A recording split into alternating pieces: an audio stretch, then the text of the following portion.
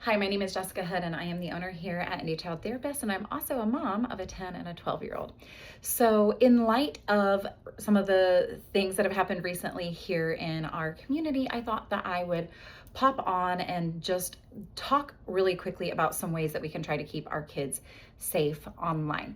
First, though, I'm going to give us some statistics of why this is important to do. So, the first one is that 50% of kids by the age of 13 have viewed pornography online. So again, 50% is at that top of the bell curve. So we have people on either side, with 10% of kids having viewed pornography by the age of 9, which is concerning, obviously.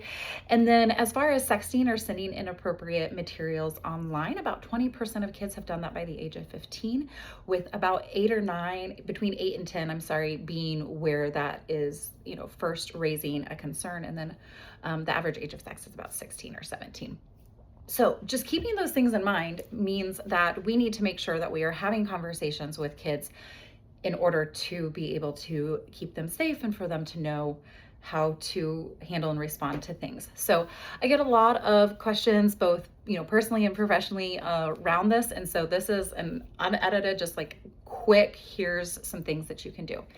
So the very first thing that I would tell you, if I could urge everybody, would be to start having conversations with your kids about internet safety as young as you can. So by age 5, you should have already started having these conversations with them about how to keep themselves safe online and what safety looks like. Obviously, those conversations are going to change over time, but they do need to start then. One of the easiest ways that you can help keep your kids safe online is by turning app approvals on their phone.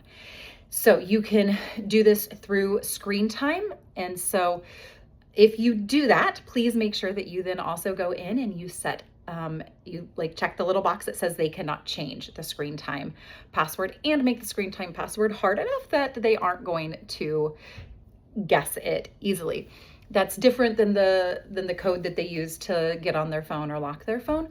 So we want to make sure, though, that we're doing that. So the why that is important is kind of twofold.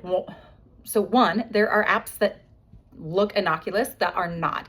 So there's apps that look like they're fine, like there's a calculator app, and it's not. It's like a chatting app where things like disappear. In my opinion, Snapchat for kids is evil. But the secondary thing there is making sure that location services are turned off in the apps that they're using, so that they are not sharing their location with other people, and then making sure that those apps are in fact private.